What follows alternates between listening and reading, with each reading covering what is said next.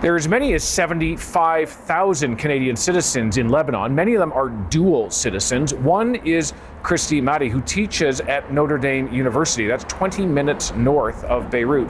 Christy, good day to you. Hello, David. How are you?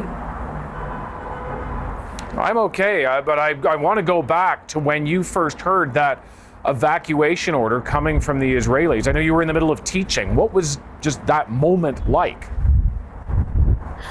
Actually, we're far away from the areas that we're asked to evacuate.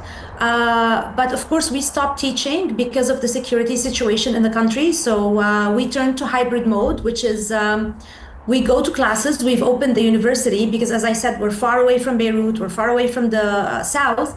So we went to our classes. However, certain students were given permission to log in online and follow classes online. I want to be clear, though, when you talk about being far away from the violence, some people will think, well, you're hundreds of kilometers. But if I understand correctly, you can actually see things blowing up on the horizon. Yes, I can. Actually, from my house, because it's in the mountains, I can actually see Beirut and I can see the explosions happening. I can also hear them.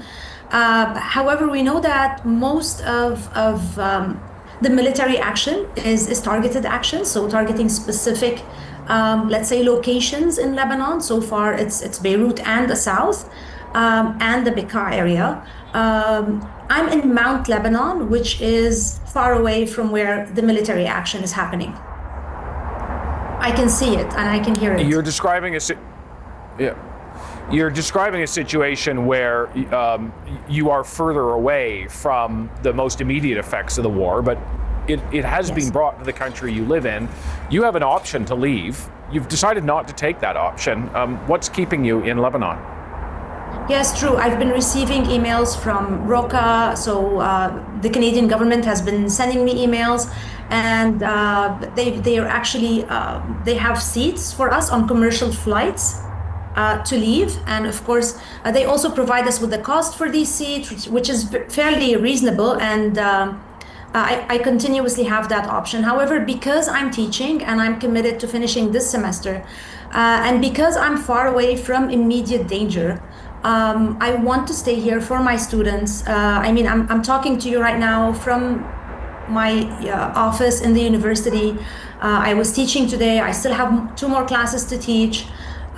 So I'm committed to that. However, once I feel that I am in danger, I would not hesitate to leave.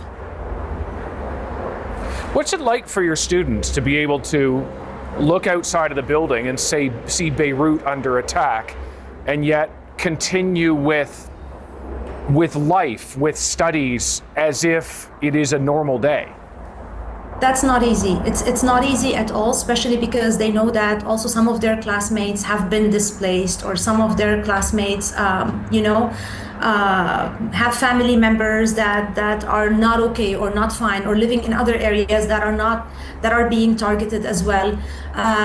Also, they continuously, they're glued to the news. They're following what's happening in the country. So it kind of feels surreal for them to be coming to university to do their homework, to have to study for exams. However, I'm a person also that comes from the war generation in Lebanon, and we did that as well. We want education to continue so that they don't end up losing their year. I mean, if you remember, David, the same thing happened almost last year. We also had to teach classes online. Of course, we cut the material back, like we reduced the material. We didn't give as many exams, but we finished the semester. And we intend to do the same thing this year, because we don't want our students to lose their entire school year over what's happening in the country. It's all quite something. Christy, thank you so much for telling us about your experience, and best of luck to you there. Thank you, David. Thank you very much. Have a nice day.